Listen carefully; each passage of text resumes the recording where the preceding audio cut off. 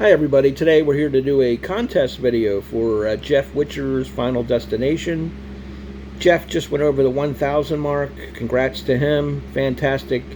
And he did it in a relatively short amount of time, I think about a year and a half. So kudos Jeff, excellent. No surprise because you have one of the great channels in the VC. Everybody knows it. Fantastic. The whole lineup of stuff that you do between record albums and top 10 lists, your Thursday show with Gary and JC and Aaron and Chris Profi, tremendous, love that stuff. Of course the comedic stuff, yeah, nobody does it better than you. So multi-talented Jeff Whitcher. If you haven't subscribed to him, I don't know what you're doing out there. This guy's the real deal. So get on board the Jeff Whitcher Final Destination show. Subscribe to him. Let's get him to 2,000.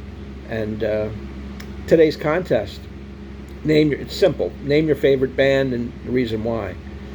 Now, to me, the Beatles are the best band that ever existed. There's no question about that. But I didn't want to play it down the middle, so I went for another band that I really like a lot. I tossed about a couple of my favorites like the Eagles, CCR, and I finally settled on Tom Petty and the Heartbreakers. I think, by and large, they're one of the great American bands in my lifetime. Classic, solid rock, American rock and roll is what they give you. The roots go back to the early days of the 60s, really, where Petty was a fan of the Beatles.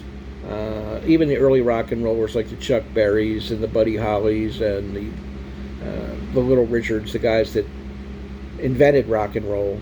Elvis, he was a big Elvis guy as well. But the Beatles were the one that turned his head when they came on the Ed Sullivan Show, and they were all over the radio in the 60s, and Tom knew right then what he wanted to do, start his own band, and that's what he did. And there was no looking back after that. He was a big fan of the Byrds, Dylan. The whole California sound is all over his music, which I love.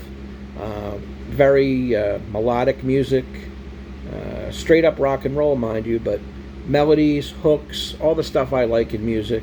Accessible, it's pop, it borders on pop and rock. There's a little blues in there on certain songs, certain albums, but it's great music. I was lucky enough to see Tom Petty and the Heartbreakers 6 times, and glad I got to see him because he's no longer with us, and that's a crying shame because he died much too soon. He was still putting out great albums even towards the end of his life, and great concerts as well.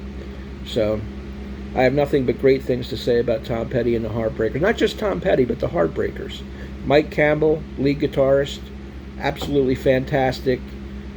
He was with Tom from the beginning in Mudcrutch, with the Heartbreakers all the way through for 40 years, and now he has his own band called the Dirty Knobs. So, and he's playing with Fleetwood Mac, touring with them as their lead guitarist, replacing Lindsey Buckingham. So Mike Campbell is no slouch when it comes to being a prominent guitarist. Ben Montench is another guy, the keyboard player of the Heartbreakers, fantastic. He was along the ride for 40 years as well, and he adds a certain sound to the band. The original Heartbreakers with Stan Lynch and Ron Blair. Stan Lynch on drums, Ron Blair on bass.